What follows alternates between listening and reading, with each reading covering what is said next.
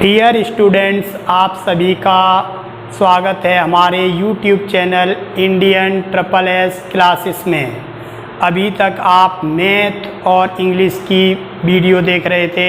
आज से हम आपके लिए साइंस की वीडियो भी प्रोवाइड कर रहे हैं। आप सभी हमारे चैनल को सब्सक्राइब, लाइक, शेयर करना याद रखें और अधिक से अधिक ठीक है ना सब्सक्राइब करें। अब हम चलते हैं अपने टॉपिक की ओर। विषय विज्ञान, साइंस, आपकी पहली यूनिट रासायनिक अभिक्रियाएं और समीकरण।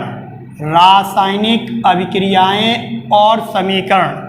तो सबसे पहले आप अभी तक 9th वगैरह में पढ़ के आए कि अभिक्रियाएं या रिएक्शंस, क्रियाएं ये होती क्या है, क्या परिभाषा है, ये आप पहले चैप्टर में और इनके प्रकार पढ़ेंगे।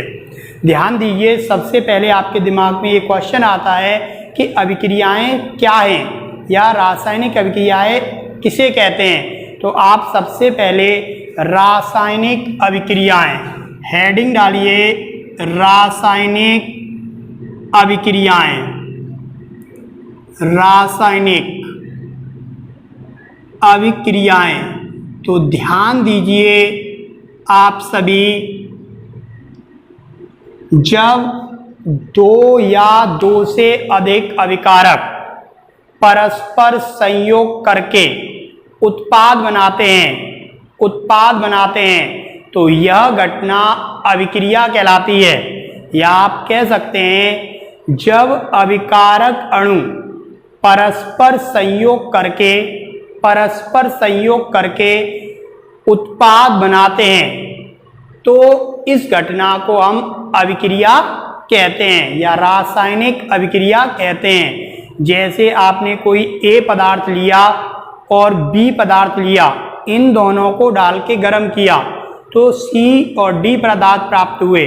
तो इसे ए प्लस बी जो बनता है सी डी से, इस घटना को हम क्या कहते हैं, अभिक्रिया कहते हैं। इधर समीकरण से समझिए आप कि मैंने मैग्नीशियम Mg लिया, Mg प्लस ऑक्सीजन O2 लिया। ये मैग्नीशियम पर ऑक्सीजन की क्रिया की तो हमें MgO मैग्नीशियम ऑक्साइड प्राप्त हुई। तो इधर ध्यान दीजिए, वे यौगिक या पदार्थ जो अभिक्रिया में भाग लेते हैं अभिकारक कहलाते हैं। अभिकारक, ध्यान दीजिए, अभिकारक कहलाते हैं। अभिकारक को इंग्लिश में लिखना है आपको तो रिएक्टेंट कहलाते हैं। इधर देखिए, जो अभिक्रिया के फलस्वरूप प्राप्त होते हैं उन्हें हम उत्पाद कहते हैं। इंग्लिश में लिखोगे तो क्या बोलते हैं, प्रोडक्ट। अब दोबारा से इसे सही तरीके से लैंग्वेज में समझिए। जब अभिकारक अणु परस्पर संयोग करके उत्पाद बनाते हैं तो यह घटना रासायनिक अभिक्रिया कहलाती है। इसे जिस समीकरण से प्रदर्शित करते हैं उसे हम रासायनिक समीकरण कहते हैं।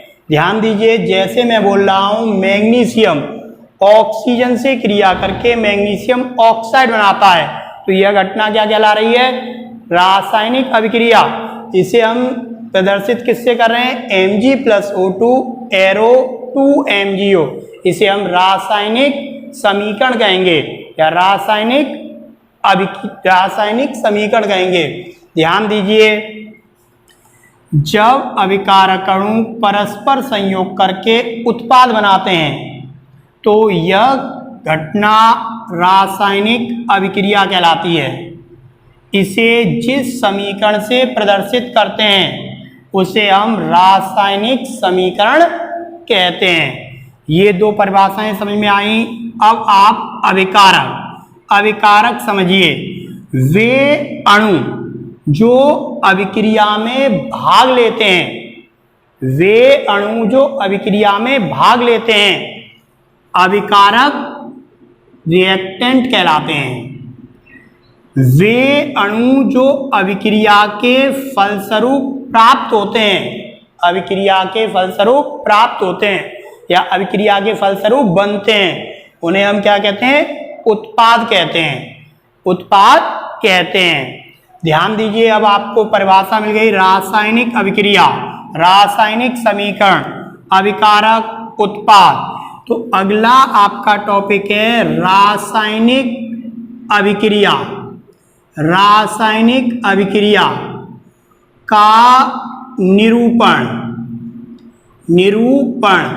Representation of chemical reactions. इसे हम उदाहरण लेकर समझते हैं। जैसे मैंने उदाहरण लिया कि जिंक, Zn, ठीक है ना, जिंक सल्फ्यूरिक अम्ल से क्रिया करके जिंक सल्फेट और हाइड्रोजन गैस बनाता है। तो इसे कैसे आप प्रदर्शित करेंगे, निरूपित करेंगे? तो इसका सबसे पहले तरीका है कि आप इसे शब्दों में लिख लें, जैसे जिंक या जस्ता। ध्यान दीजिए, जस्ता हिंदी का वर्ड है और जिंक इंग्लिश का वर्ड है। जस्ता किससे क्रिया कर रहा है? सल्फ्यूरिक अम्ल से, सल्फ्यूरिक अम्ल से, अम्ल। ध्यान दीजिए, और हमें जिंक सल्फेट और क्या प्राप्त हो रहा है? Hydrogen gas.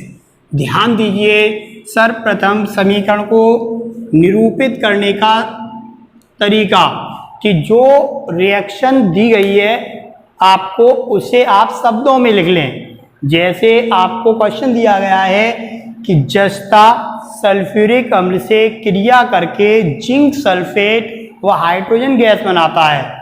तो इसमें अभिकारक कौन सा हुआ? जस्ता और सल्फ्यूरिक अम्ल, और इधर उत्पाद क्या हुए? जिंक सल्फेट और हाइड्रोजन गैस।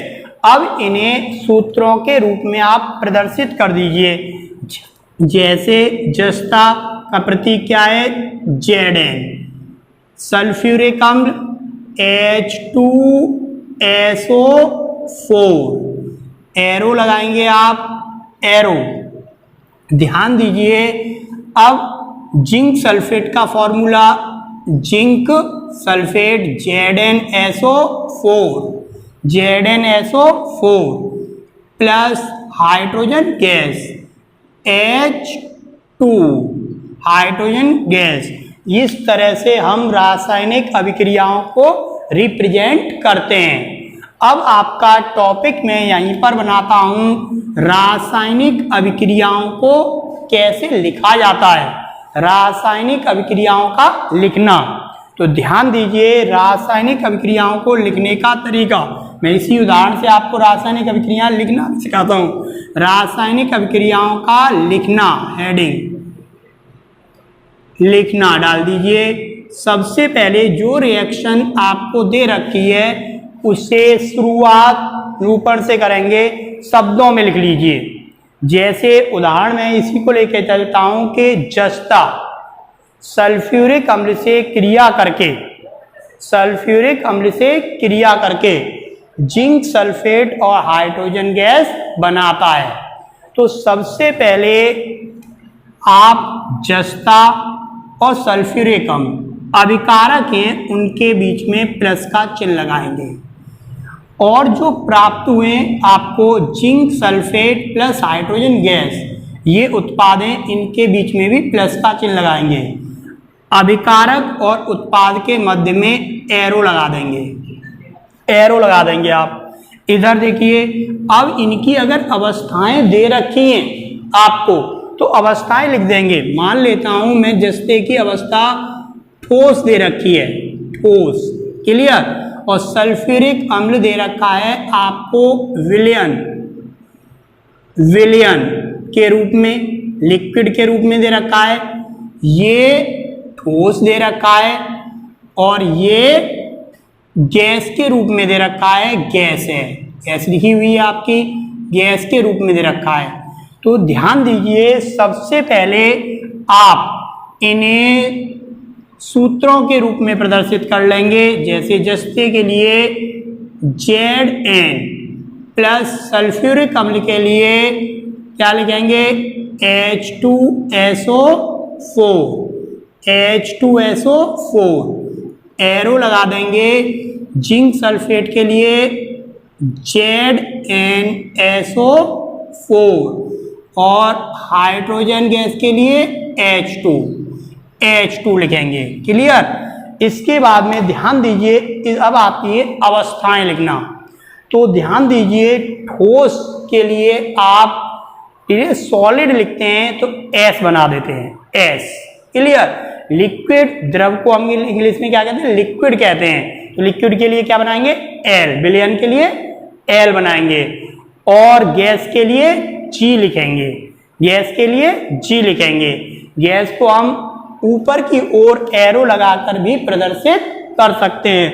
जैसे Zn क्या है, ठोस है, ठोस को हमने क्या बताया, सॉलिड कहते हैं। सॉलिड के लिए क्या लिखोगे, S लिख दिया कोष्टक में।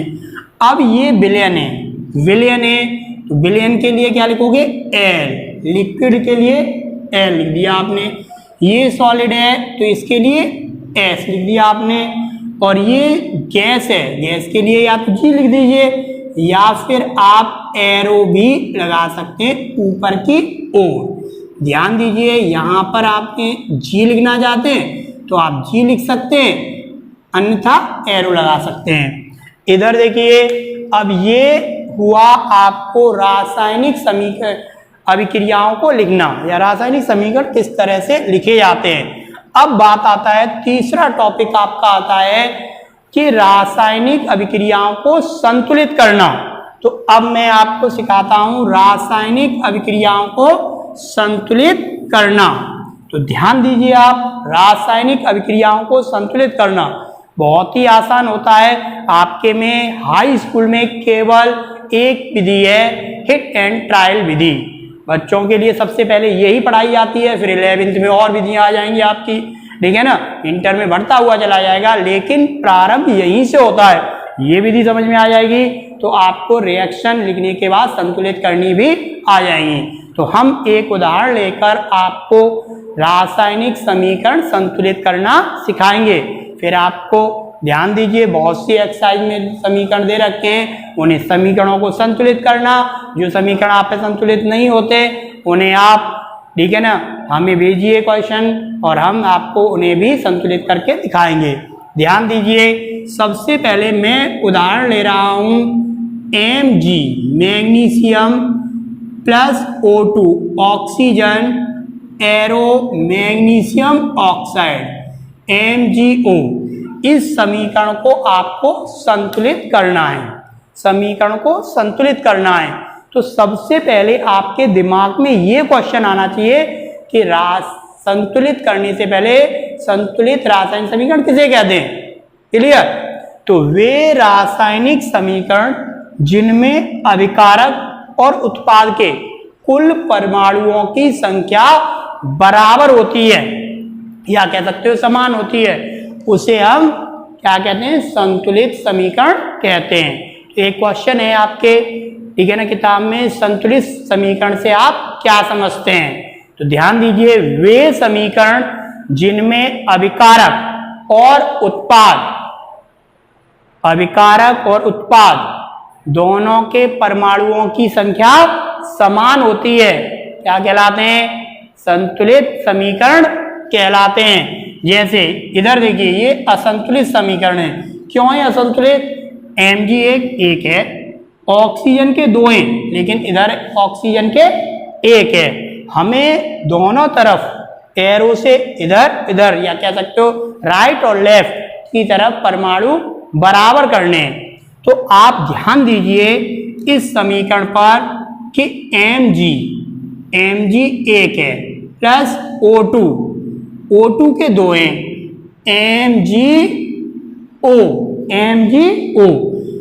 MgO का तो संतुलन है, O के 2 हैं, इधर 1 है, तो ओ का आप संतुलन करिए पहले। हिट एंड ट्रायल क्यों कहते हैं इसमें, हिट कीजिए और फिर देखिए इधर कि संतुलित हुआ या नहीं। तो 2 हैं तो मैंने यहाँ पर 2 लगा दिया, ठीक है ना। ऑक्सीजन के तो 2 हो गए, ऑक्सीजन के यहाँ पर भी 2 हो गए, दोनों तरफ बराबर हो गए। लेकिन जब हमने ये संख्या लगाई तो 2 mg के हो गए, लेकिन mg के यहाँ कितने, 1 है। तो ये अगर इधर 2 हैं तो इधर 2 करने के लिए क्या करोगे आप, तो सभी जानते हैं आप 2। अब देखिए ये संतुलित हो गया समीकरण, देख सकते हैं आपका आंसर सही है या नहीं। तो देखिए mg के 2, mg के 2 हैं, ऑक्सीजन के 2 हैं। अगर और उदाहरण लेना है आपको, नंबर 1 दूसरा उदाहरण आप लेते हैं, ध्यान दीजिए लिया मैंने Na प्लस Cl2, इधर देखिए NaCl, ये आप करेंगे। देखिए अब मैं तीसरे उदाहरण को, थोड़ा सही है इसलिए मैं करूंगा, ये उदाहरण आप करके देखेंगे और आपको निश्चित है दिमाग लगाएंगे तो ये समीकरण आप संतुलित कर सकते हैं। तीसरे नंबर पर आपका समीकरण आएगा, ये बहुत अधिक आता है बोर्ड की परीक्षा में, इस समीकरण को संतुलित करना। इधर ध्यान दीजिए, सभी HCl, HCl, O2, एरो के बाद में H2O, क्लियर, प्लस ध्यान दीजिए Cl2 को संतुलित कीजिए।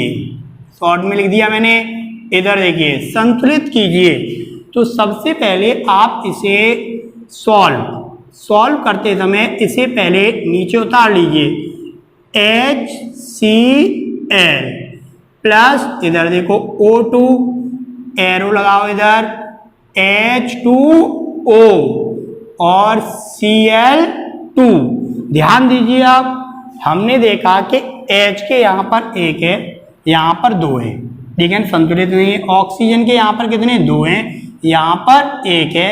Cl का यहाँ पर 1 है, लेकिन यहाँ पर 2 हैं। तो आप सबसे पहले ध्यान दीजिए, यहाँ पर ऑक्सीजन के कितने हैं, 2 हैं। ऑक्सीजन के इसे संतुलित से लेते हैं तो हमने यहाँ पर 2 लगा दिए, 2 और 2 ऑक्सीजन के संतुलित कर लिए, 2 दूनी यहाँ पर कितने हो गए, 4 हो गए। हाइड्रोजन के 4 करने के लिए आप बताओ यहाँ पर क्या करोगे, 4 ही तो लोगे, तो जिससे हाइड्रोजन के 4, इधर भी हाइड्रोजन के 4 हो जाएंगे। अब ध्यान दीजिए Cl के यहाँ कितने हो गए, 4, लेकिन यहाँ तो Cl के 2 हैं, तो Cl का संतुलित कर लीजिए।